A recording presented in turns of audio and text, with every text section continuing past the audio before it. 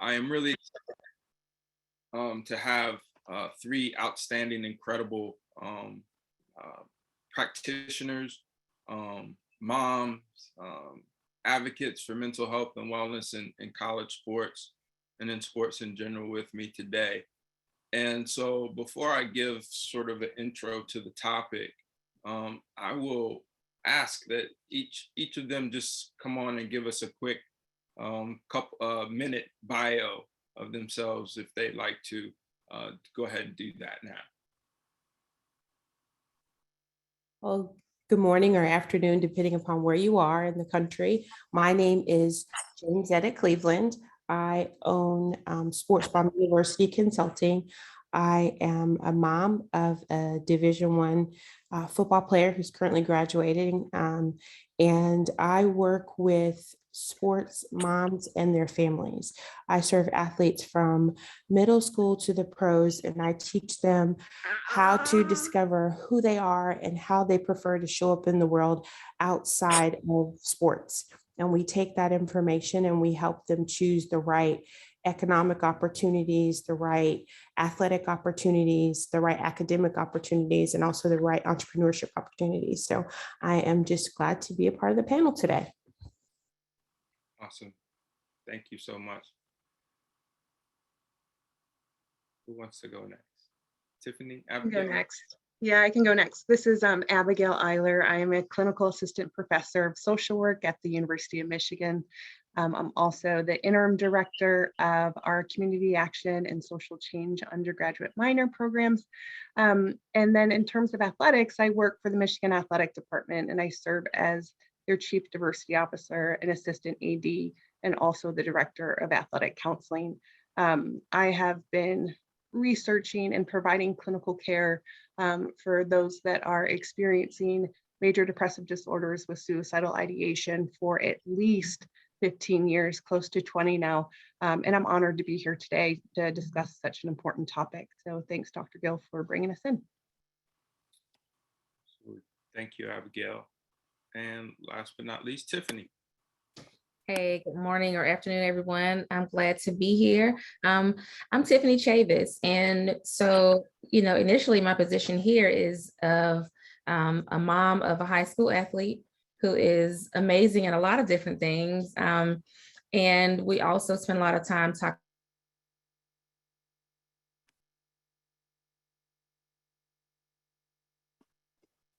cut out, sorry. Him and his teammates and how important it is to maintain that. So during the day, I am a clinical social worker with the Department of Veterans Affairs.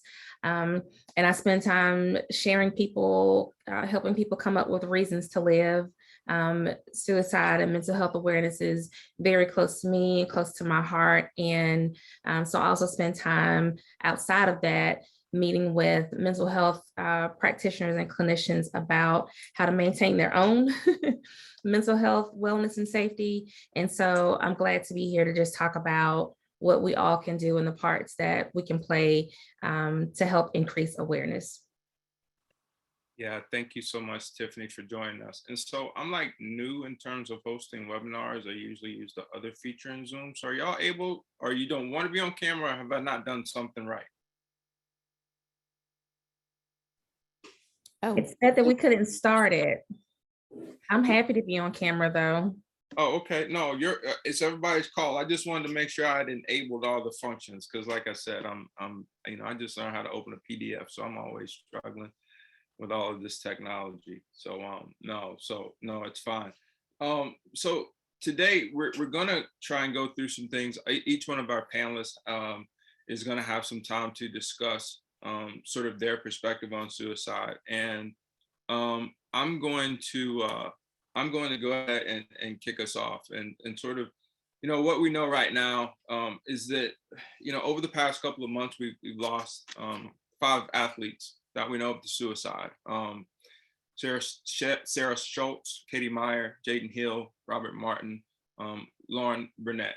And so we're definitely experiencing this uptick. And the thing that I want to be different about today is I think that sometimes when we talk about athletes and suicide or college students and suicide, I think, sometimes we do not take the opportunity to actually talk about how the environment contributes to suicide.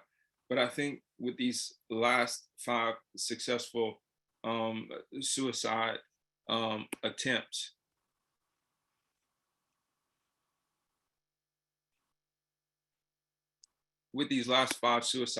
that we've definitely focused more on the college athletes environment and what happens. So that's really what I want us to think about, because when we think about the suicidal ideations, when we think about the student athletes who attempt suicide, or when we think about those who die by suicide, college athletes definitely can have an influence. I took a quote from a college athlete who attempted suicide as a freshman, and it said, "With athletes, we're told, if you're not dying, you're fine. But then one of us dies and it's no longer fine. We're pushing ourselves to the brink in our sports and ignoring our mental health because we're scared to let our coaches or our fans or our teammates down." Like, that's real, right? Because we're talking about a population that generally, sometimes some athletes consider themselves invincible. And then I also looked at a recent article that said from 2020 that said mental health concerns for student athletes were 150% to 250% higher in May of 2020. And so I wonder what that looks like in May of 2022. What we do know when we talk about suicide is that the rate among NCAA athletes, at least up until 2016, was lower than that of the general population.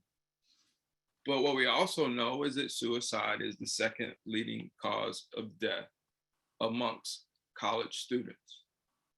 I think the other thing that we need to be more attentive to, and we can be attentive to during this time, is also how the anxiety, the depression, and the hopelessness that athletes and college students sometimes feel can be that contributing factor, can be the beginning, if you will, of where the suicidal ideations begin. But the other piece that I think that it's important that we acknowledge is, again, some of those elements in the college sports environment that I feel at least contribute to suicide. And one of them is abusive coaching. We really need to find and determine what is the line between the tough love, old school coaching versus what's abusive coaching. And I'll do yet another training for coaches in mental health tomorrow. And one of the key questions that they ask is, what is the line? And I don't think that that's something that coaches need to talk about, but also sport administrators, athletic directors, the mental health providers who are working inside and outside of athletics. We need to have more conversations about, what constitutes abusive coaching. Is abusive coaching, do you use your own children, for example? Would you say, are there things that you would not say or do with your own kids if they were athletes? Would you do it with someone else's kids? The other area that I think we really need to begin to pay attention to is athletes who experience injury and its relationship with suicide. I'm not sure how many of you remember Javon Belcher, the now deceased Kansas City football player who committed, I think it was 2 or 3 homicides before dying by suicide. And a lot of the information that came out on Mr. Belcher later talked about how difficult it was for him to deal with injury. And when college athletes are injured, oftentimes they're disconnected from the team. They're definitely disconnected from their identity. If it's a long-term injury, or if it's a reoccurring injury, then those issues are complicated. And then, of course, we have social media during a time of name, image, and likeness, where, there was a time in college athletics where we were trying to keep athletes off of social media. We were trying to determine whether or not, social media was a good thing. And now we really promote social media because of name, image, and likeness, because we are trying to have our athletes interact more with fans, other students, and things of that nature. And so, you know, again, as we move through this webinar, I think that it's critical that we not look simply at the college athlete, but that we also look at the environment surrounding the college athlete. And the last thing that I'll say before I sort of kick this to Abigail to talk about how athletic departments are responding is that one of the things that concerns me, and there was a Division II school that reached out and asked me to review their mental health survey for incoming student athletes. That's critical information. And there are two things that concern me. One is, are we expressing to athletes how important this information is, and that we need them to be authentic? Because oftentimes what I'll hear with those surveys is that, you know, they gave us these surveys, we had a lot of things to do, it was the beginning of school, we got all this stuff on our plate, and it's just another thing for us to do. And so I usually just mark 000 or 333 or 555. We have to pay more attention to that.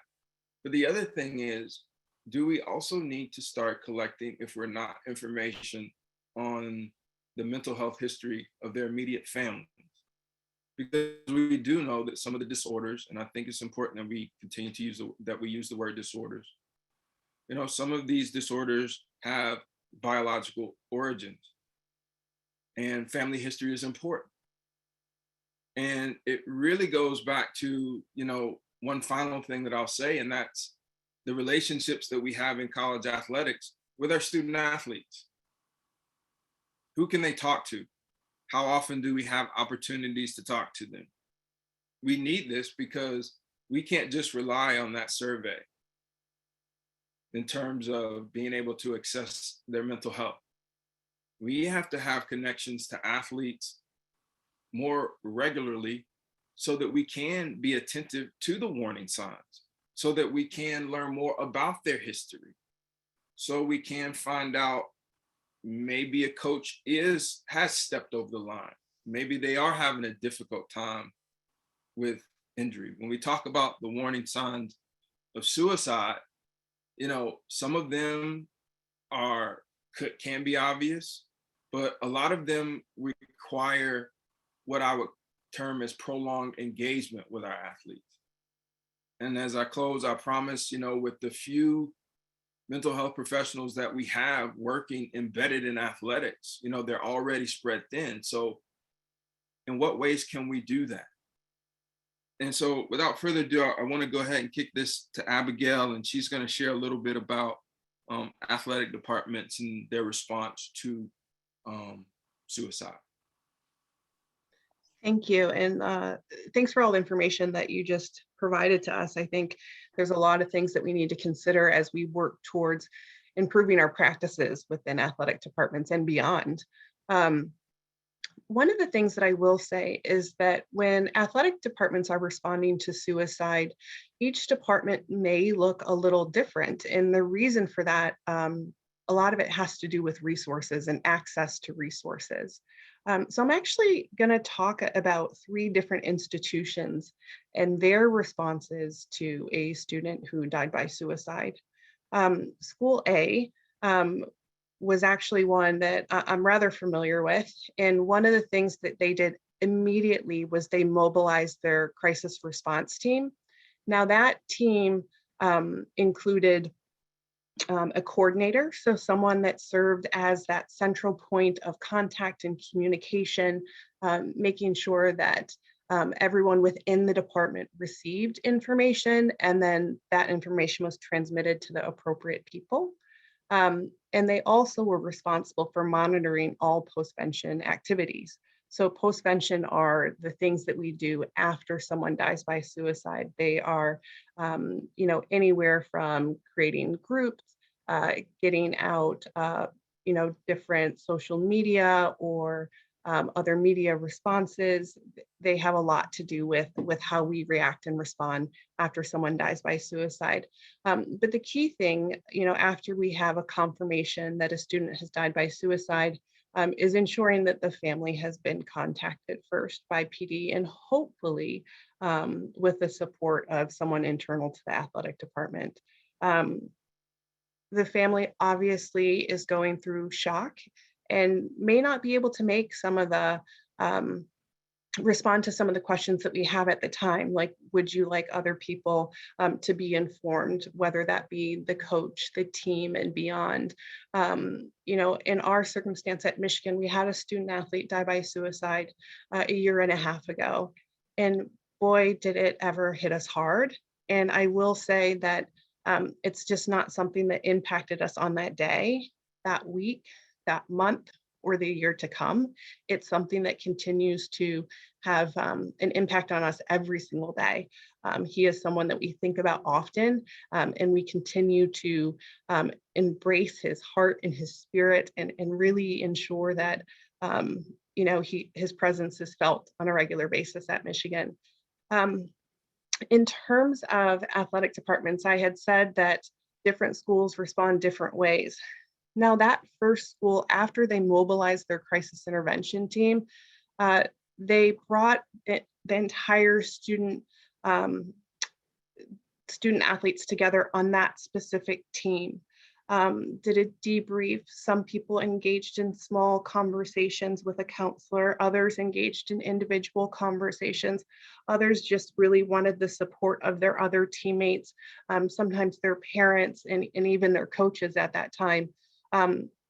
Also, that school had counselors at practice over the course of the next 2 weeks, and then intermittently after that. There was a lot of coordination that happened with the Dean of Students office to help our student athletes that were directly impacted with temporary accommodations towards education. People weren't sleeping as well, they weren't eating as well, and all of those things needed to be taken into consideration of how that impacted their day-to-day functioning, well beyond, training. That was kind of the last thing on the minds of the team at that time. It was really about their emotional health and wellness and their mental health and wellness at the time. That university also reached out to the university counseling program because they had an embedded team, informing them that other students might be reaching out for support that were directly impacted.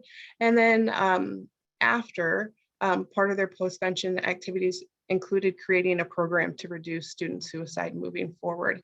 It was a way to memorialize the student that had died by suicide, and keeping them present, and the education continuing throughout the department.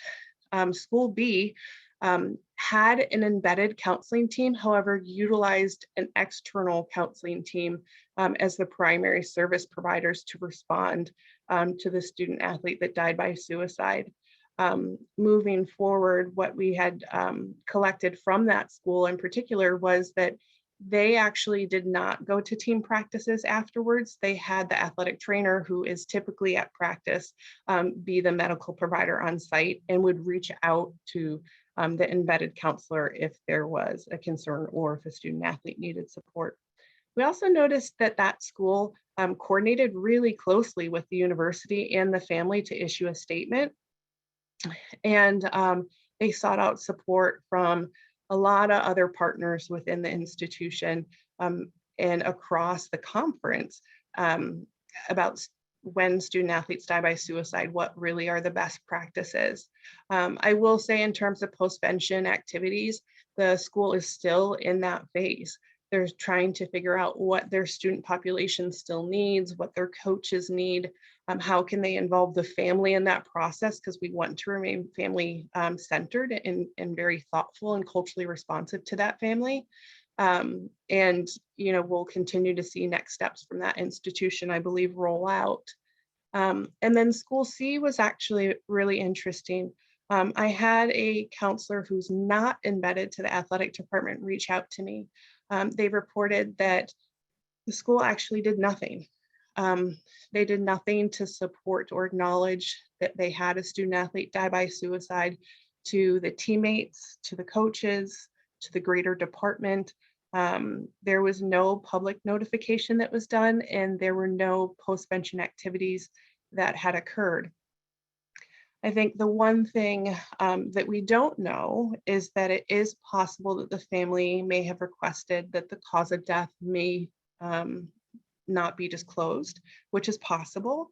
I think the other piece is that maybe they didn't have all the facts and didn't feel comfortable releasing any information related to it. I think the one challenges that we run into with that is that we know that the best form of prevention is postvention efforts after suicides. And it can be really challenging to ensure that the community and the environment is getting the support that we need or that they need if there's not any postvention activities occurring. And so that can be really challenging. And those are three very different responses to student suicide. I think when we talk about accessibility, that's a huge piece, right? So what types of resources do athletic departments have, both internal and external? Are there contracted providers? It has a significant impact on student athlete outcomes. And so that's why I think Dr. Gill and I have had multiple conversations about the importance of having counselors accessible and embedded to our student athletes within those athletic departments across the country. We know that money can be a factor, right? We know that not everyone has the resources of maybe a Power 5 or larger institution to have counselors available and accessible. So it's really about how can we make sure that we have relationships with folks that can be available during these times of grief and loss, because we are starting to see them more frequently, and it is absolutely devastating. And we want to make sure that we can do everything we can to reach a zero suicide outcome on our campuses.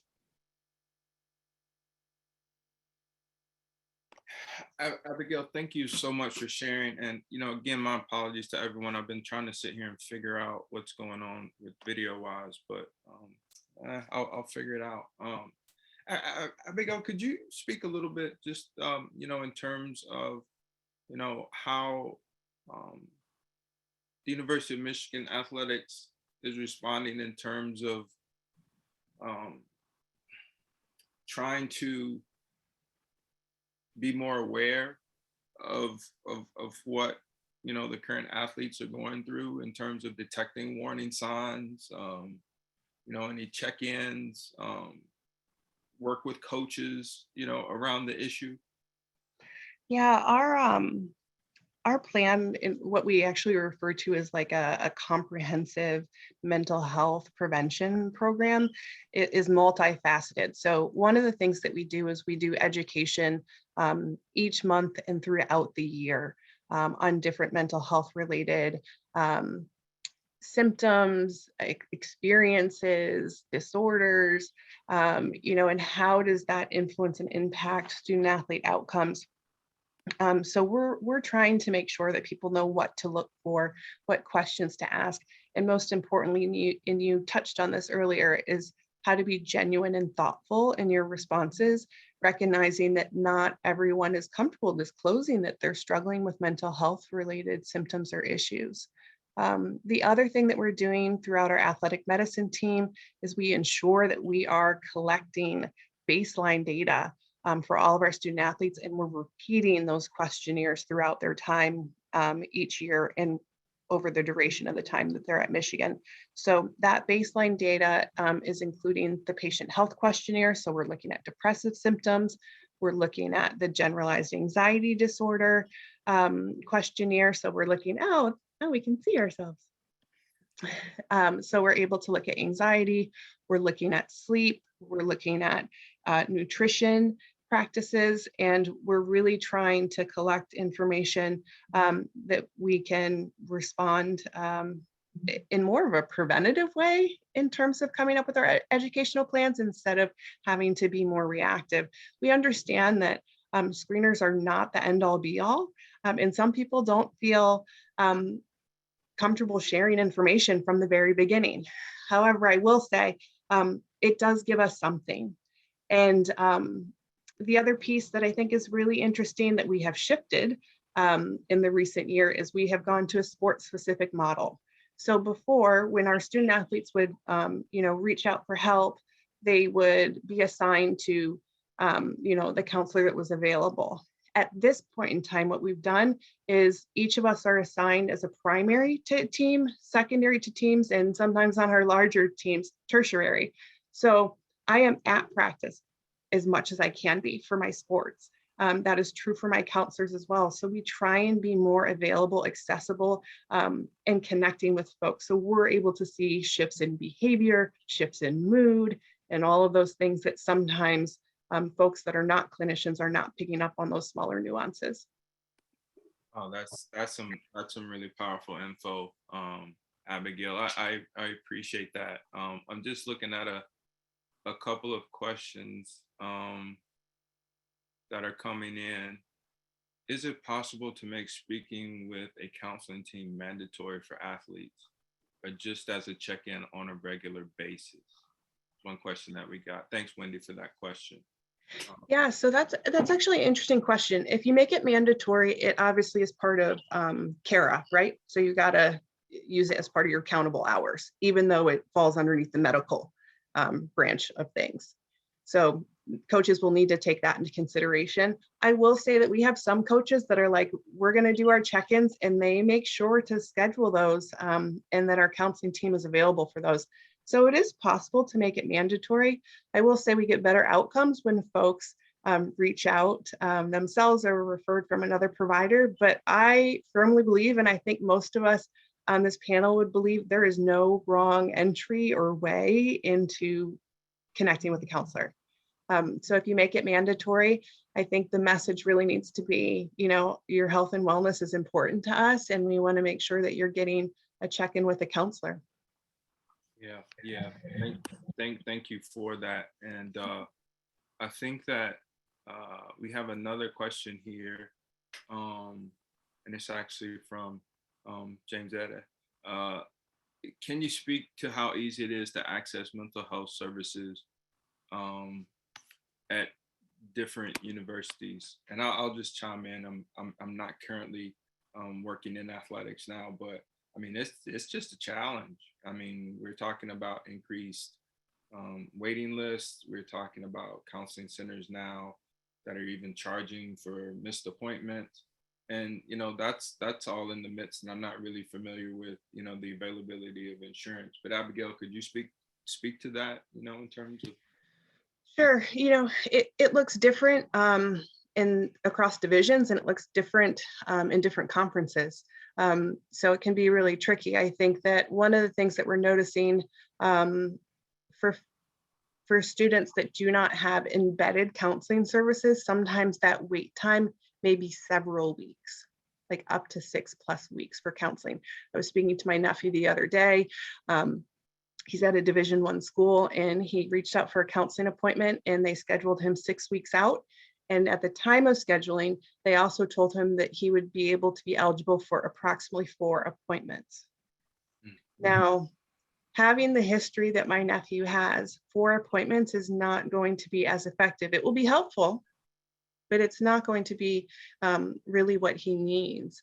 And so, I have the resources to be able to look for a private provider in my community, but even trying to get with private practices is a challenge right now, right? There's lots of folks that are on wait lists for private practice as well. I think the other thing too is that when we look at different conferences, so we just collected some research on the Big Ten.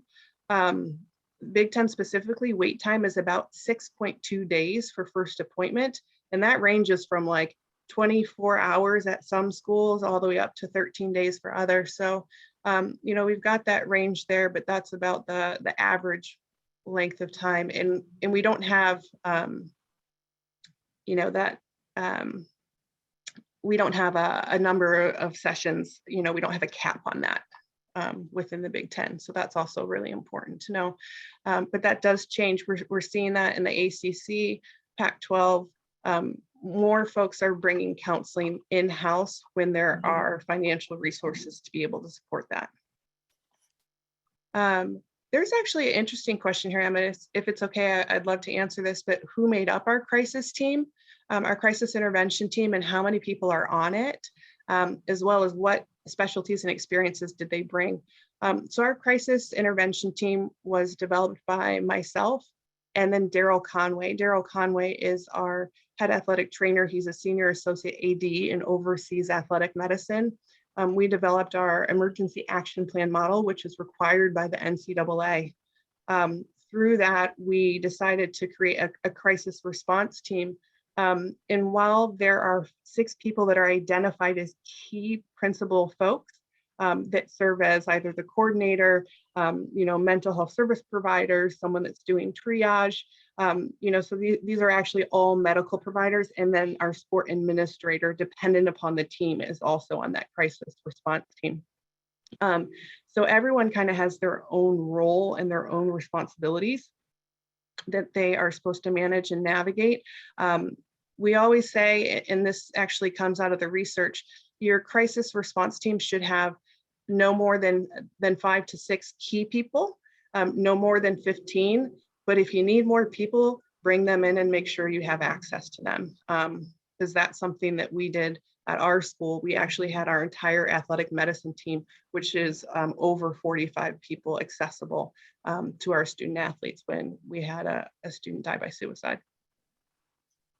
That's powerful, Abigail. And I know that one, I hope that you can stay on a little bit longer. And I'm sorry that I missed that question from our participants from the Big West. I think the question I want to close with, and then we're gonna sort of talk about some of the basics, is what I mean, we know like Michigan gold standard, right? When we talk about mental health in college athletics, just so thankful for all the work that you do. What are the smaller institutions who don't have as many resources? Like, what's your advice to them? Yeah, I think for our smaller schools, I would say, one, formulate a plan, right? Make sure that you know who's on your crisis mobilization team. Everyone knows their roles and responsibilities. And I think that's going to depend on access to resources in the community. I know that some smaller schools don't have counseling programs, and therefore they rely on community mental health. They rely on the police department's crisis team. And so ensuring that you have relationships with those folks is going to be important ahead of time, right? Build those relationships now. Other recommendations for smaller schools is partner with larger institutions.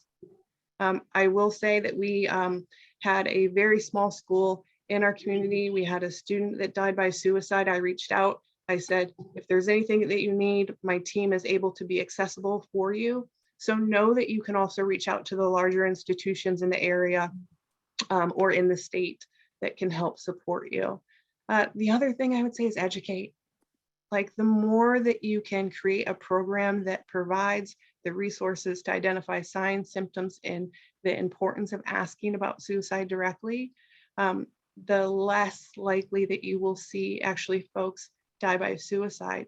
And the reason for that is we are focusing on those prevention efforts, as opposed to having to be more reactionary. And make sure that resources are available everywhere. Like, I've got QR codes and resources posted all over Michigan athletic departments. Yeah, they're in locker rooms, they're in coach's office, they are everywhere. So make sure that resources are out there, because you never know when someone's going to need them. And I think it's realistic to say we can't be everywhere all the time. So the more we can have resources out there and connections, I think the better off we'll be. Yeah, Abigail, thank you so much. And Alex, I got your question here. I'm gonna follow up right quick with Abigail, and then we can we'll put your question out there. But I think, what Abigail said with regard to, putting things and posting in your athletic department. So one of my former roles is, director of student athlete wellness and personal development at University of Texas. And, whether it was, and we didn't use QR codes, because as y'all can see, I have trouble getting video on Zoom. Nonetheless, using those resources, those, like a public health model, if you will, the posting of posters around the complex, in the elevator, at the table tents, in the training table, on the training table, in strength and conditioning, videos, that are accessible. But I think what Abigail said about relationship building is important, right? Because I think to a certain degree in athletics, we're still about trying to keep things in-house. We want to have this closed sort of environment. And so relationship building becomes important because it becomes important who you're going to invite into your house. And I think that we have to be more willing to do that when we lack resources. And it's not just people resources, right? There's research, and Abigail, someone asked whether or not the research that you mentioned is accessible. There are webinars like this that you can have an opportunity to record and then chop up and send them out periodically. But I also think the other part, for institutions that lack resources is just some type of consistent effort. Because I think that you create synergy. You can create synergy locally, you can create synergy around your university. And the last thing I'll say is your faculty on campus, right? Abigail's a faculty member as well at the University of Michigan. You've got a lot of faculty members who have expertise in this area. You'd be surprised when you look at your campus directory, or as Abigail said, partnering with institutions, larger institutions, or institutions that are nearby. But I think it begins with, are we willing to let some people in our house to help us with this issue? Because athletics is a little bit different. Abigail, Alex Diaz had a quick question around mental health assessments. What's the best time to do those, in your opinion? Yeah, so we actually do ours as part of our pre-participation evaluation. So it's part of their physical. We also do them when they come in for their any type of doctor's visit. We do them post-injury. Our student athletes are getting these assessments at baseline, so when they first come in, and then they're at least getting them once, if not twice, every term that they're enrolled at Michigan. Awesome. We are going to sort of transition, and this is the part that I'm supposed to be sort of presenting and sharing, but since we've got Abigail and since we've got Tiffany on the line, who are definitely experts in this area, I'm just going to say we wanted to talk about some of the basics around suicide and sort of warning signs and suicidal ideations. And I think with this part, one of the things that I really wanted to share is that, in 2018, the CDC did a study that showed that more than 50% of the people who died by suicide had no prior diagnosis of mental health illness. That's powerful. I mean, let's think about that. 50%, no prior diagnosis. So what do we do with that? And, for me, every time that I meet with a client as a practitioner, in particular, those who I know are at risk for suicide, harming themselves or harming others, it's that mental status exam. And sometimes that mental health status exam, for me, it can be a challenge, right? Because we're dealing with athletes, some who feel that, physically and sometimes mentally, they're invincible. So to ask them questions, for example, in the past few weeks, have you wished that you were dead? Which is on the Ask Suicide screening question. Or in the past few weeks, have you felt that you or your family would be better off if you're dead? Those are challenging questions, not just to ask a college student or an adult, but to ask an athlete these questions. Number 3, in the past week, have you been having thoughts about killing yourself? Number 4, have you ever tried to kill yourself? And then there are questions that you can ask if they thought about harming themselves with regard to, well, do you have a plan to kill yourself? Or is there a means, for example, a firearm? These are challenging questions. And one of the things that I really want to encourage our audience to do is to have, a quick assessment, suicide assessment available. I think that another thing that I'm trying to do as a practitioner is use more of the tools that are out there that are available.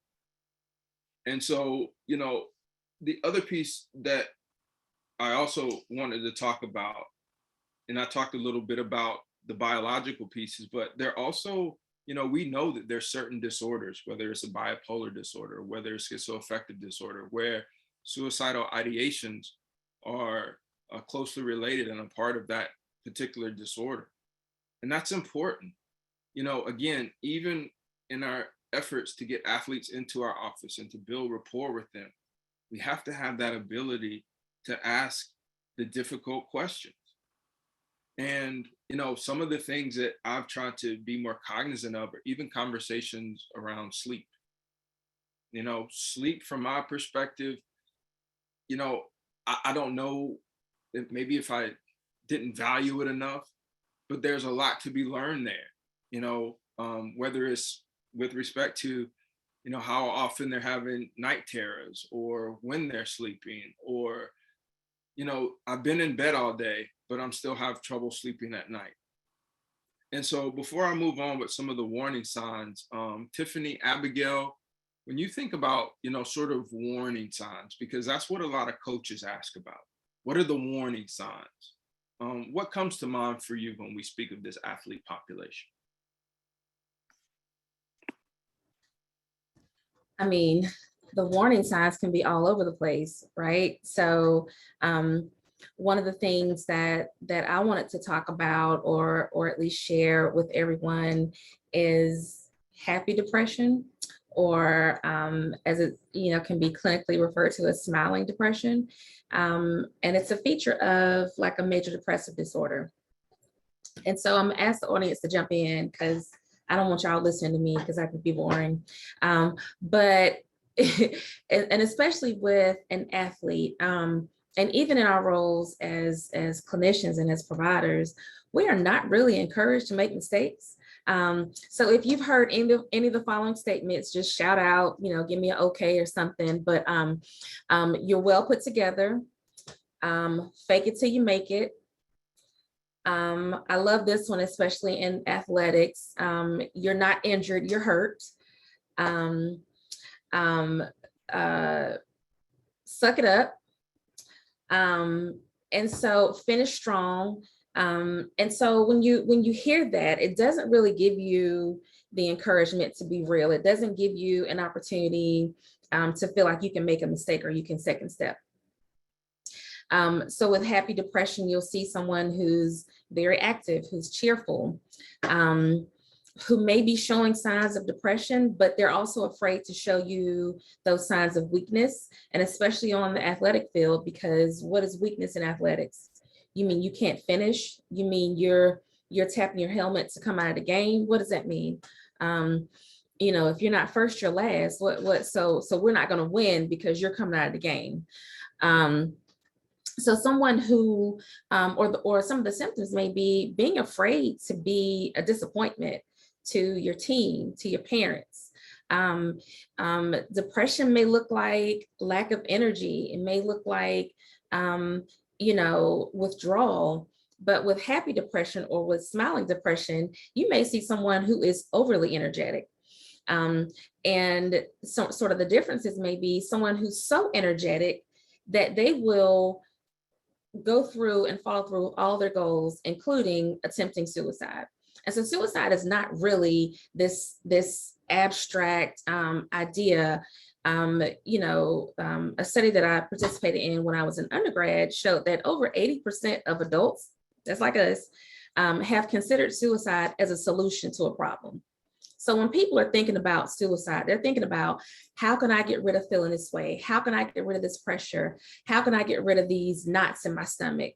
And some of the triggers may be like small failures, especially someone with happy depression, like those small failures. So losing a game, having someone replacing your position, not feeling well, you know, just not feeling like you're able to come to practice, or like you're feeling like you're able to even participate in your teamwork. So those small things that we may see as small, to someone who has an imposter syndrome or who has happy depression, that says that you're a failure. We're not encouraged to make mistakes in our society. Think about it. How many times have you seen someone on social media come on camera with their hair messed up? How many times have, you know, the person or the team who didn't win, how many times have they gotten interviewed 30 minutes about how that loss was and what they did well? That doesn't happen. And so with someone who is experiencing happy depression or smiling depression, they may not even be able to see the things that they're doing well. They may focus on those very small, very minute to us mistakes or failures. They may have a lot of self-doubt. They may have very unrealistic goals, very expansive goals, and then become extremely disappointed in themselves when they don't achieve them. And Emmett, I wanted to go back. You mentioned some athletes who recently died by suicide. Ariana Miller, who was a cheerleader at Southern University, took her life. And one of the things that really struck me the most is that she apologized in her letter that she posted on social media. She apologized to her family. She apologized to everyone who tried to show up with her in her life. But I really feel like that baby was struggling and wanted everything to go well. And that there's not really a place for you to mess up. And we have to build those, we have to build that within what we do. We have to allow and show our young folks how to mess up. We have to share our mistakes. So that's one thing that I would say, kind of looking at, of course, obvious depressive symptoms, lack of sleep. I always ask my son, how's your mood, food, and sleep? Because those three things will determine how you're going to show up. And so, of course, looking at those things, but then also looking at what we may not be able to see or what the person is keeping from us. So that smiling depression, especially in athletes, when they're not encouraged to make mistakes, can be an area that we could spend a little more time focusing on. Tiffany, I know you're going to talk about I'm really excited to hear more about imposter syndrome and time and action. But you said mood, food, and sleep. Now, everybody should be saying those. Mood, absolutely, food, and sleep. And before I transition, so I won't talk so much to Abigail, with regard to warning signs. And Jamesetta, please jump in if you'd like, is that when we ask these questions, we got to get answers. Like, okay is not good. All right is not good. And I think that's one of the things, again, that I'm working on as a clinician is when I get that sort of surface level answer, I got to dig deeper. And you have to take the time. You have to take the time to do that. Abigail, warning signs. Yeah, it's interesting. There's a training, it's called Applied Suicide Intervention Skills Training, also known as ASSIST. And they talk about these warning signs as like invitations to engage and to ask directly. And so I think when we start to hear, we know that depressive symptoms manifest in athletes a lot, like Tiffany said, with sleep. Like when you hear someone say like, I'm tired or I'm so worn out, or, it starts to show up and present more and more. We've also had students, not attending classes, being late for practice, showing disinterest in things that they typically were interested in. I think that's a big piece. We start to see folks feel more isolated and withdrawn. So again, those typical depressive symptoms, and also other outlets. So developing new social habits, whether it be increased with alcohol and other drugs or other coping skills. I think a lot of times folks in athletics, not really within athletic medicine, but outside of athletic medicine, get really, really scared when they start to see self-injurious behaviors, right? The cutting, and we know that increases likelihood of someone having suicidal behaviors, but those aren't necessarily suicidal behaviors, but it's something we need to monitor and look at, explore, and really respond to, because we don't want symptoms to exacerbate when folks are engaged in those self-injurious behaviors. Yeah, those are incredible points. Did anybody else? I'll jump in here, and I'm going to be the imperfect person with the little people in the background. But I would say from experience, one of the things that I've learned to look for is a change in connection, like human connection. Is your child that used to talk, or family member that used to talk to you, not talking anymore? Have they changed their connections? Do you hear them? The apology thing really struck me. That I'm sorry that I took too long. I'm sorry that I'm not producing the way that I thought you should produce. Those are things that are really big indicators that I found in my own personal life of when a person is contemplating suicide, even if they're not talking to you about it, the change and connection. And so I encourage everybody to make sure like that I tell my parents that I work with, you got to be a professional noticer. Do you notice when your child's physical face, their countenance changes? Do you notice when their posture changes? Do you have a relationship with their roommates or their roommates' parents so that you can have a second opinion? Because a kid, especially a student athlete, can say, I've been so busy with the season that I didn't have a chance to talk, but you have to have a second line of defense. And so that's one of the big things that I learned to look for from personal experience, and that I talk to people about any type of change in connection, because a disconnect is really big. Yeah, and those connections, in particular, speaking with, people that you traditionally speak with, whether it's a family member, whether it's somebody on the team, whether it's somebody in athletics, is so very important. And I think for a lot of us, what comes to mind as I was listening to all of our panelists speak is sort of, what distinctions do I make when it comes to gender, for example, right? Because our guys don't communicate as well. Sometimes they tend to self-isolate, and they may not be at risk of suicide. There are other issues that are going on. The other issue is cultural factors, right? Because a lot of the males that I deal with are straight. They're like, man, I'm not afraid to die. Okay, well, what does that mean? Like, does that mean you're thinking about it? Or, like a lot of Black males and a lot of Black and brown males in particular think about, I'm not afraid to die. And so being able to distinguish between, some of the gender and culture issues, I think is very important. But as our panelists mentioned, I think, many of the things have been mentioned: the withdrawal from relationships, the isolation, the feelings of hopelessness, actually talking about death, giving away possessions. And again, as I'm sort of talking about some of these things, it's so difficult for us as practitioners to see, whether we're in athletics, whether we're on campus, or whether we're visiting athletics or visiting campus. That's hard. So what do we do? And one of the things that I was just thinking about as folks were speaking is, how much do we rely on their teammates? How much do we rely on bystanders to help us with this? Because it's almost like we've got to have more eyes and ears on our athletes, but we've only got so many eyes and we've got so many ears. So what do we do? Any additional thoughts with regard to warning signs before Tiffany shares a little bit more on imposter syndrome and time and action?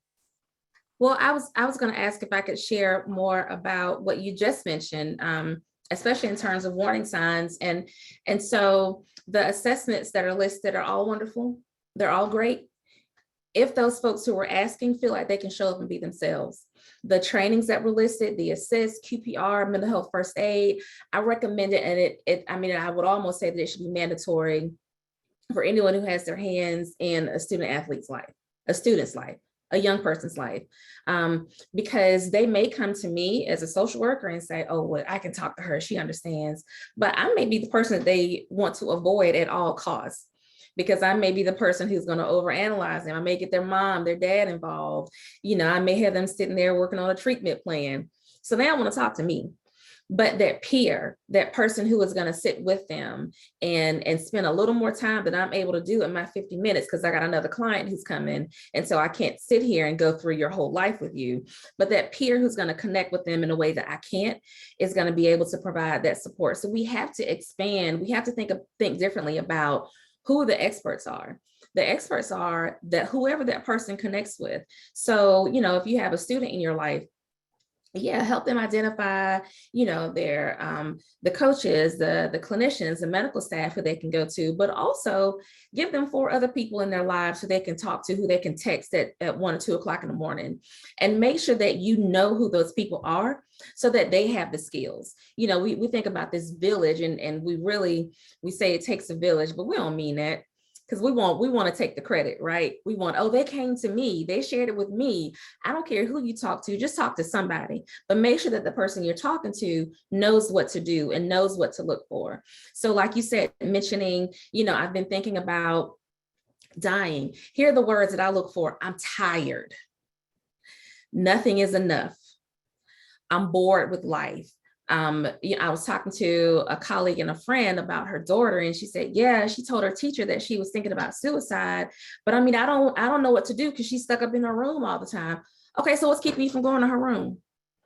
You know, as just Jamesetta, right? Jamesetta, as Jamesetta said, you got to be all up in their business. You don't have any business in your house unless I know about it. So know who their friends are. Get on that phone. I know certain things that my son will do or not do when he's having a depressed mood, and I'm able to pick up on that, and I jump right in. I call in my soldiers. I'm texting his trainer like, hey, check in with him and make sure he's doing good. I'm texting his coach like, look, he may not come to practice, okay?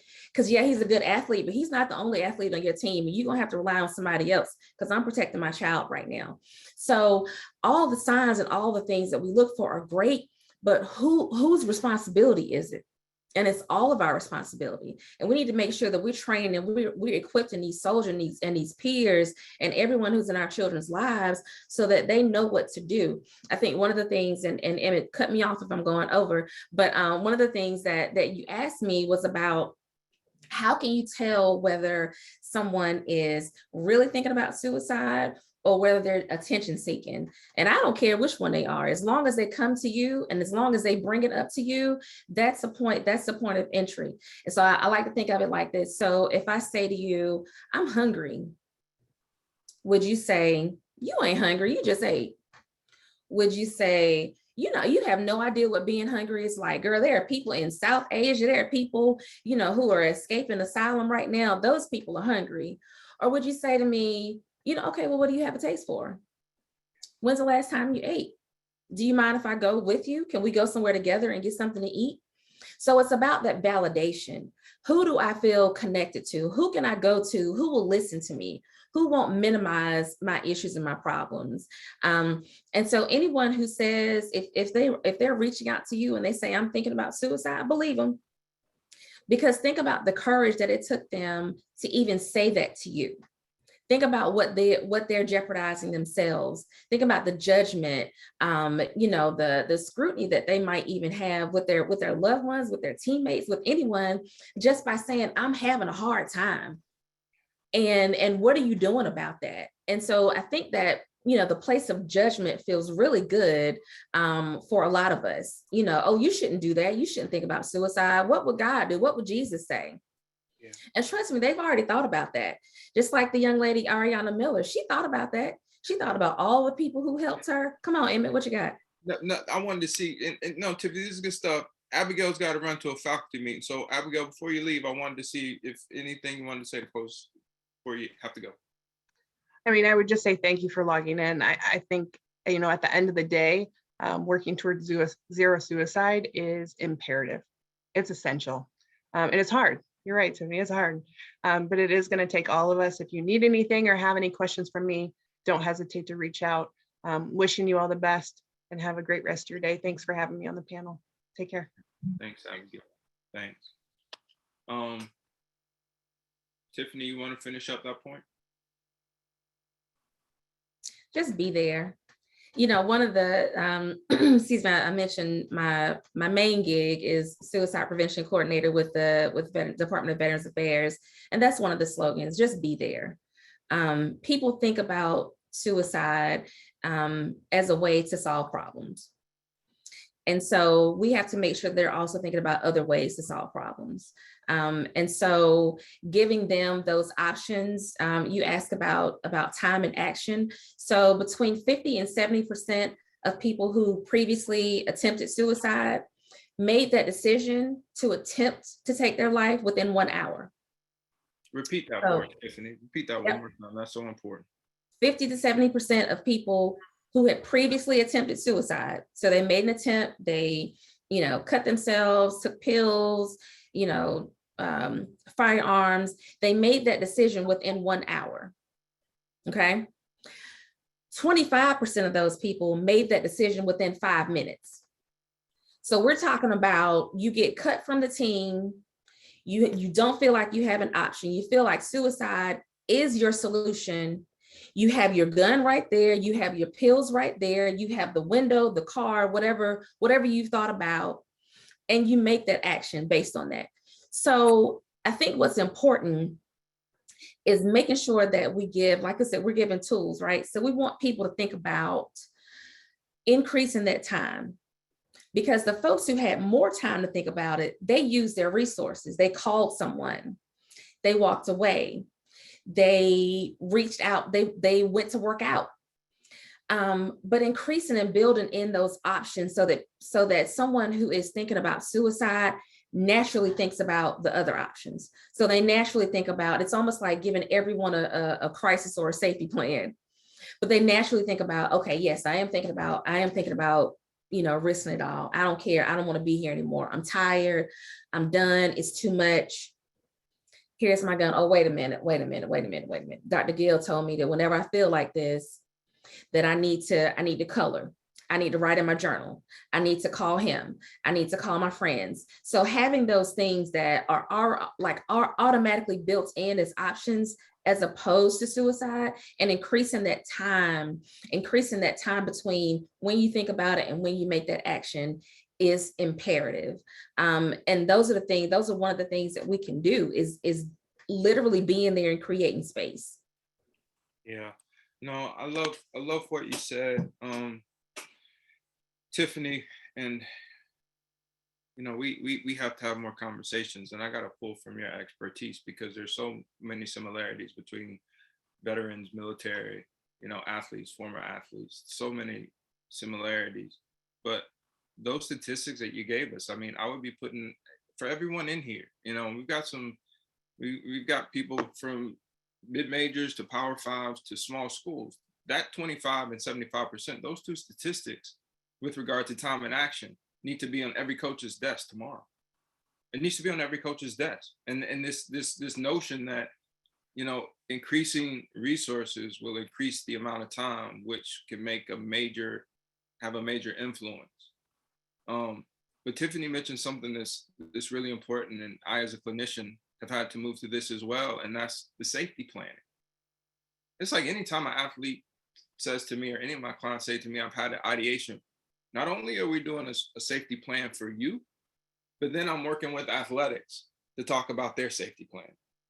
And I think that's a lot different. That safety plan can look different from what Abigail, in terms of an emergency action plan and what's required, will look different. I did the mental health emergency action planning for the first round of NFL teams, and one of the things that I found most effective is those teams who had plotted out the common mental health disorders, not just for a mental health emergency, but what do we do for suicide? What do we do for depression? What do we do if this individual has a bipolar disorder? So it's not only the safety planning for the organization, but it's also going over with that individual. Tiffany, who are you calling at 1 a.m. in the morning? If that person ain't available at 1 a.m., then who are you calling? Who are your resources?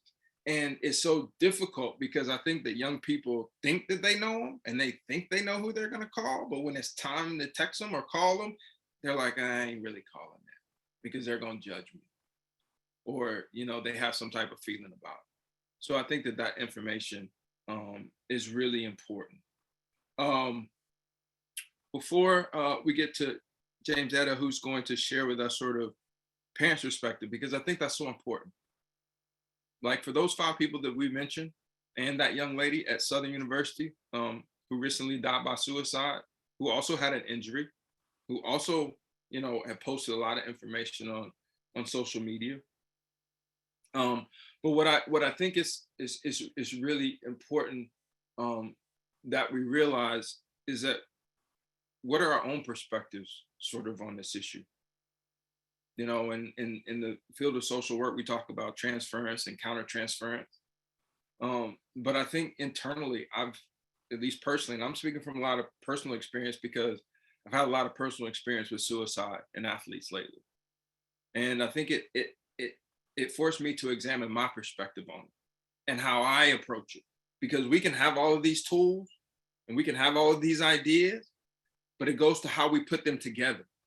And when we implement certain things and when we push and when we pull back. So I also really encourage folks on the line to really think about your individual perspectives or your team perspectives or your athletic department perspectives or even your conference perspective. Because the reality is that for these 5 folks, these 5, and let me be really sensitive to these young people who we've lost, their parents, didn't expect that they weren't going to return home. And that's sort of what really fuels some of my work now. Before we get to Jamesetta, Tiffany, can you just tell us a little bit about the imposter syndrome? Because a lot of the athletes, in particular, the Black females that I work with, talk about imposter syndrome. And I never really thought about that connection with suicide. Yeah. So imposter syndrome, is basically saying that if and when you make a mistake, people will find out that you're a fraud. They will find out that you aren't as good as you thought you were. They will find out that, under that makeup and that sewing or that lace front, you're not as pretty or you're not as perfect as people expected you to be. And so, where that becomes a problem is when you're never able to make a mistake, when you're never able to take a day off, when you're not able to have someone support you through learning through those mistakes. And I think that the pressure, whether implied or real, that you don't get an opportunity to make those mistakes, that you need to be perfect. And so the imposter syndrome, we talk about it a lot, especially in the medical field, especially with like new clinicians, when you're just, coming out of grad school and you plop down in your clinical rotation and they're like, okay, we'll help this person. And there's an overall sense that whatever you do needs to be perfect. And that's not at all true. And I think that one of the things that I've learned to share more is how exactly to fail forward. So to honor your mistakes and how to use them in working on your goals and sharing a personal experience in ways that I myself have dealt with my imposter syndrome. Speaking of bringing in some cultural relativity, having my ancestors, aunties, and everyone tell me that as a Black girl, as a little Black girl, when you show up, you need to work twice as hard and be twice as good in order to get the same recognition of your peers from other cultures. And so that doesn't go away because you get older. You still have that thought, unless you understand that you are able and encouraged to make mistakes and learn from them, then you'll be center focused on not making a mistake and being ultra perfect, which when you make a small mistake, when you get injured, when you, aren't able to play, when someone takes your position, when, whatever happens and you aren't able to meet that model that doesn't exist, you feel like you're less of yourself. So the importance of representation, I can't say enough about representation. I can't say enough about representation in terms of adults, old folks, folks who were educated before the 90s, sharing experiences about how imperfect we are. Just think about what you were told growing up. Think about, coloring outside the lines. I got in trouble so many times in preschool because I refused to color inside those lines. Give me the whole circle. What are we doing with this piece of paper? So we think about how those small messages influence us today. And so giving our kids and our young folks an opportunity to learn from the mistakes that we've made so that they understand what happens when you make a mistake. I love fail forward too. It sounds like a simple concept, but I've been trying to educate my son on how to fail forward. All right, so you got this C. You shouldn't have taken that class in the first place. So let's find something that you are much better at so that you can continue to do well, so that you're not, feeling like you can't do well. Using your strengths, using your resources, connecting them to people who are going to pour into them, I think is important. And I don't know if I answered your question or not, but we have to be more present. What can we do? We got to show up. And like I said, with this baby, Ariana Miller, that struck me because I felt her. I felt her in a way that I haven't necessarily related to other young folks who took their lives, but I felt her hearing her crowd, cheering her on. I felt her feeling like she needed to be, perfectly present. I looked at all of her pictures. That girl was flawless in every single one of them. Yeah. And I don't know that she knew that it was okay for her not to be. And so that's how I connected it. And that's where I think that we all have a responsibility to find young people, to pour into them, to find a way to connect to them and let them know that you're willing to share and be there, and with no expectation. That's what I think we can do. No, that information is deep, right?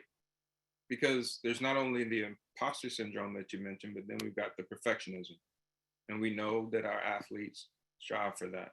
And so as we make this transition into the family piece, I did say that we wanted to focus on athletics and the contribution that athletics makes to student athletes, suicidal ideations, suicide attempts, and death by suicide. And what I want to back up and say is, if we don't do these things, then we're contributing to it indirectly, passively. If we don't do these things, we're contributing to it. Because when that coach pulls that athlete out of the game, just because they made a mistake, they've got to be able to follow up with some of the verbals that Tiffany mentioned, or they are contributing to the issue. So there is a way for our athletes, we still want to coach them and have them be competitive and win, but still address, the fact that, okay, you made a mistake, you came out of the game, but it's okay to make a mistake. We'll learn from the mistake. We'll move on from the mistake. And also encourage you, if you have not read some of the stories about these 5, 6 now young people, young athletes who have committed suicide lately, read them. It will teach you it will give you some additional qualitative information. Jamesetta, I'm so sorry. We're about 8 minutes behind time where we were supposed to start your conversation, but the floor is yours. No worries.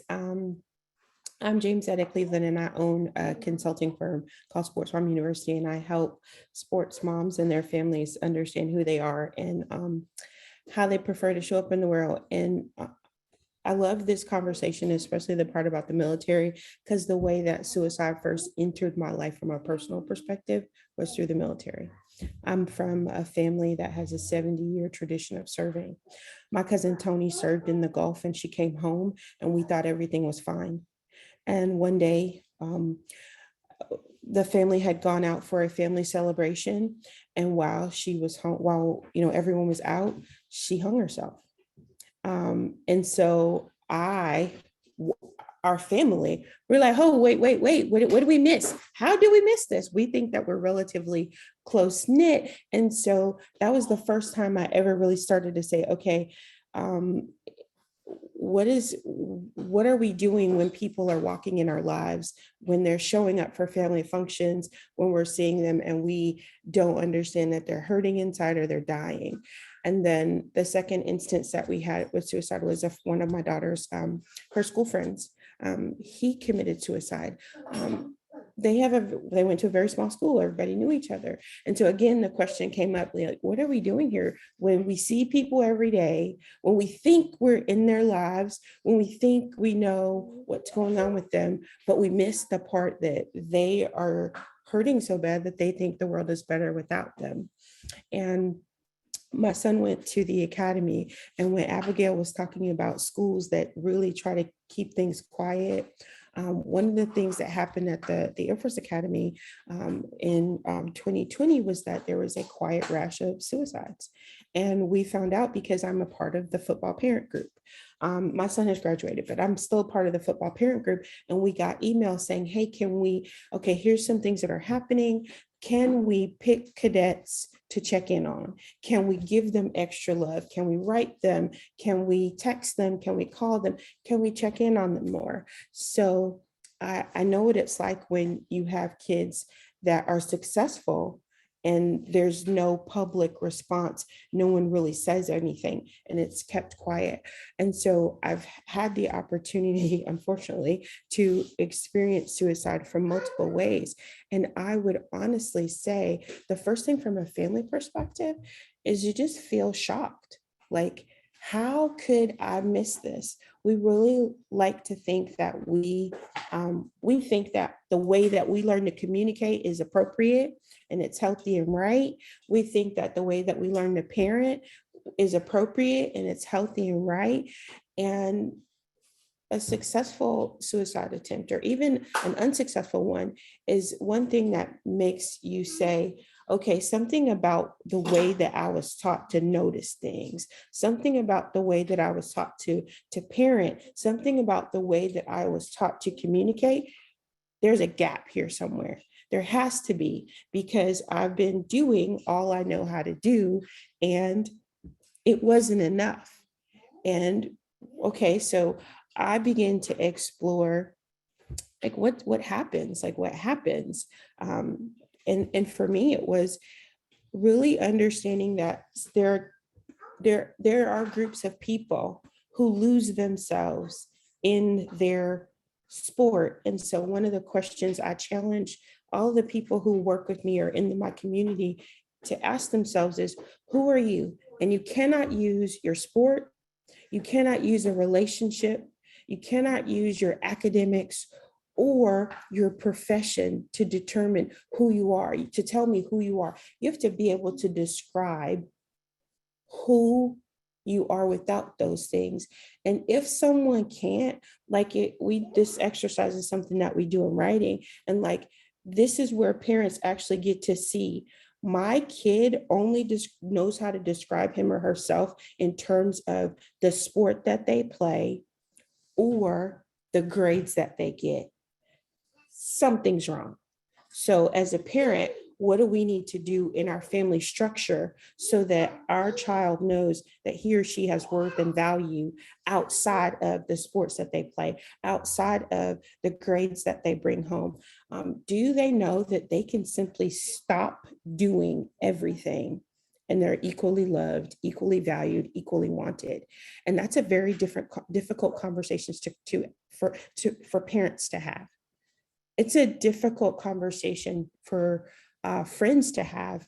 Last month in my community, we spent the month of April talking about expectations and how the expectations of other people impact the mental health of the athletes that we have. And one of the things I challenge my parents to do is to stop saying, when you get to the league or when you get wherever you get to, everything is going to be okay.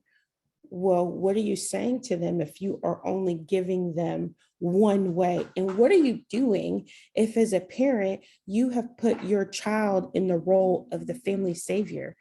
That is neither right nor appropriate. And it's something that you have to begin. Again, you have to go inside and say, unfortunately, what I was raised with isn't appropriate. It's right. It isn't healthy. I have to go out and figure out. I have to read more. I have to become a part of parenting groups. I have to go to seminars. I have to, be humble and just say, yeah, I really want to think mom and them was good. And they were, but they didn't have all the tools that they needed to be healthy. And sometimes you really have to work with people to get to the place to say, all right, what's right, what we learned isn't necessarily all bad, but it isn't necessarily going to get us to where we need to be. It was neither right nor healthy. And so I hope that's answered your question, but I spend a lot of time helping people to become professional noticers and without fixing. I tell people that every family has a rhythm or a cadence if you actually notice it. And if you notice that your cadence of your family is off, that's where you can get in a gap and say, I need to do something. I might need to go take a visit. I'm a huge proponent of, my son, I have to lay eyes on my son. He's 25. He serves, he's graduate. I got to lay eyes on my people. I need to put my face in your face. I need to put my nose on your nose, because when something is off, it doesn't take a lot of money, but it takes time to be that professional noticer, to say something is wrong with the way my son or my daughter is using their words. Something is wrong with the way that they're communicating. Something is wrong when they don't have time for me. Something is wrong when everything is, oh, we have 60-second conversations. Mom, I gotta go. Something is wrong when they're too busy. But you don't get to the something is wrong if you don't do the simple task of saying, let me drown out the noise and figure out the rhythm of my home. And the rhythm you still have a rhythm even when they leave, because we can't just say, well, they're 18, they gotta, they're good. They're not. They're really not good then. And so this came from, like, we missed it. My family, we would say we were close. We would say that we knew everything about each other. And it was my cousin that showed me you can know somebody from birth. You can think that you know everything about them and know nothing about what's truly going on inside them.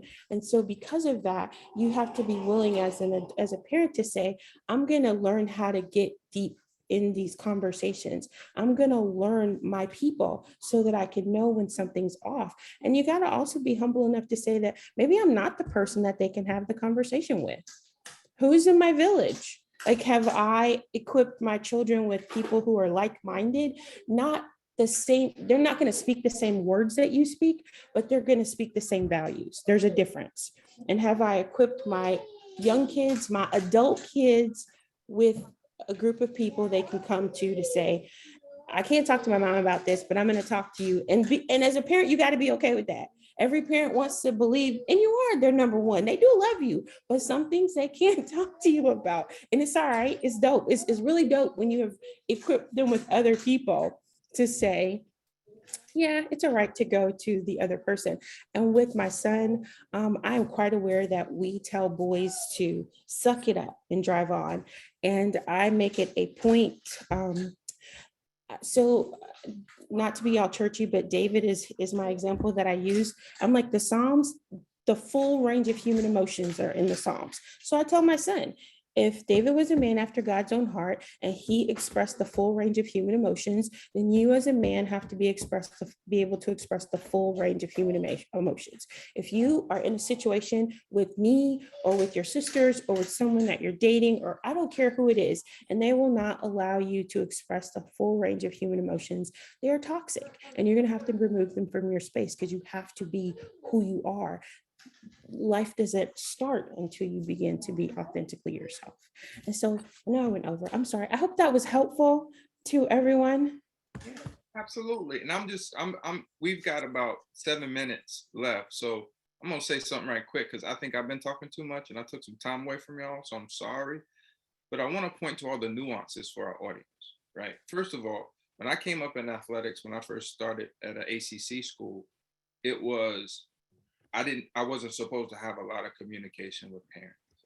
And I don't know, sort of logistics around FERPA and all of those things, but who knows these kids better than their parents, right? So what are we doing in college athletics on that front? The second thing is what Jamesetta mentioned with regard to the intersection with military. You don't necessarily have to be in an academy. Think about those families that are military families, and think about the prevalence of suicide in the military. Think about that. Then let's also think about, when we think about our athletes, whether it's male or female, the role of dads. And sometimes dads don't have that. We don't communicate well sometimes. And sometimes we're communicating the wrong things. And this is a place where moms and women in general can sort of step up, teach us, what to do, because we've got a lot of males who are coaching female athletes. Wonder, is there any connection between that and suicide? I think those things are important. I think what I've gotten a lot from this conversation today are some nuances that I need to start to pay attention to. But again, I go back to our premise, and that's that this is all happening in athletics. And athletics is a different animal.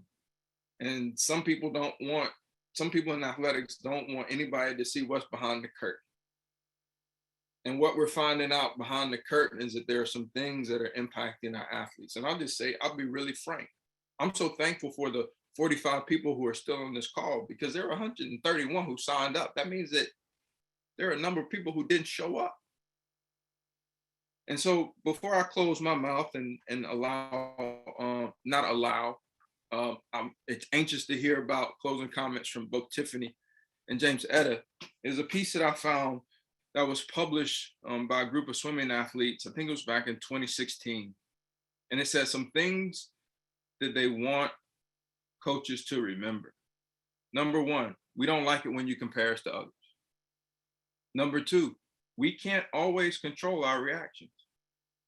Number three, we take your words to heart. Number four, we don't like using our illness as an excuse. As so many coaches sometimes assume that we are. And us as administrators and practitioners, we've got to be there to create a buffer. We can't replicate what the coaches are doing or what other fans are doing to detract from the mental health of our athletes. We don't always have an explanation for our emotions. Number six, it took us a lot just to get here. Number seven, we appreciate it when you reach out to us. Let me say that one more time. Number seven, we appreciate it when you reach out to us. Number eight, sometimes it's hard for us to look too far ahead. It's interesting. Number nine, we are here for a reason. And this is something that I just continuously repeat to myself. Number 10, we are trying. It's really important to remember that these young people that we work with are trying. We've got 3 minutes left. Tiffany, Jamesetta, want to close us out? I think you did, Dr. Gill. I will just say, be there.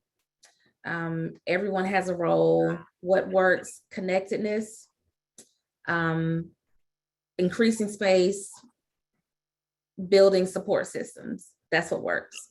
I'm glad also for the folks who stayed on, and glad that you opened up this opportunity for us just to have this conversation. Thank you so much. Thank you so much. And I would say, from a parenting perspective, be fierce. Do not be afraid to be as fierce as possible for the safety and health of your child. There is no one else in the world who is responsible for your children except for you, no matter how old they are. And be fierce. Don't worry about the names that people may call you, whether they call you a helicopter parent or interfering. Be fierce on your children's behalf, because it could save their lives, literally. And be present. Be present, fully present. No electronics, completely focused. Be present and in the moment, even when you're not physically with them. Be present and in the moment. And just like Tiffany said, be available. That 2 o'clock in the morning call, the first call should be to you. Yeah. 100% of the time, the first call should be to you. And if it is not, then you have some work to do from a parenting perspective. Yeah. And Jamesetta, I just really love what you said about laying eyes on your kid. Like, you got to allow parents to do that. And the great thing about it now is you can't get nose to nose with them via Zoom or Teams, but that's one way. But we got to have people who are laying eyes. Like, I got to come to practice and lay eyes on them. I got to be at training table and lay eyes on them. And if you're not letting people lay eyes on them, again, how has athletics contributed to that? Go ahead. I was gonna say, but that's the village. Like, there were physically times like I couldn't lay eyes on my son, but in the city where he was, I made a good friend, and I would be like, hey, I haven't heard from my baby. Like, I need to hear from my baby. Go lay eyes on him. Go lay eyes. He's in California right now, and there are people that I know and trust that if he doesn't talk to his mama the way that I need him to talk to his mama with his grown self, they're going to lay eyes on my kid, and they're going to make sure, they're going to call me and be like, he's straight. He just having a moment. The Air Force is driving him crazy, but he's good. And so you got to, I guess the thing to add is build your village. Build it wide, build it deep, build it with people that you know and trust. Build a village. Yeah. And folks in athletics, again, working with parents, working with your mental health practitioners in athletics or on campus, and building relationships, like Abigail said, to allow them to do it. No one practitioner can do this. And I love what Tiffany said about, I think coming into the business, I had a little bit of this and I had to get rid of it really quickly. I got to be the one that gets the credit for working with this athlete. Darn that. That's not important here.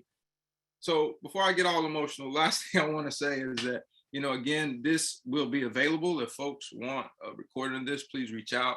This is an effort by Athlete Talk. I'm the founder of Athlete Talk, and we're a mental health and wellness app specifically designed for athletes. And I really want to encourage you, whether it's Athlete Talk, whether it's some of the other apps that are out there, you need multiple resources in your athletic department. Athlete Talk isn't for everybody, but it's for somebody. And that somebody could be someone who needs some help with emotional regulation, which is something that we really have to do a better job of teaching our young people. We have to teach them how to deal with some of these things and impart skills. And we have some suicide prevention plans on Athlete Talk, and we've got great feedback with regard to how we are the only app that provides daily content, new daily content. And we've heard great things about how that daily content helps athletes with their emotional regulation. So again, I want to thank Abigail, Jamesetta, and Tiffany. And lastly, to our audience, stay on the lookout, because in a couple of weeks, we are actually going to have 2 or 3 athletes on who have either seriously thought about suicide because of their athletics environment, or they've attempted suicide. So we'll be sending out an email on that webinar soon. Again, thanks to everyone. God bless you all. Stay safe and continue good work. Thank you for all that you do. Take care. Bye-bye. Thank you.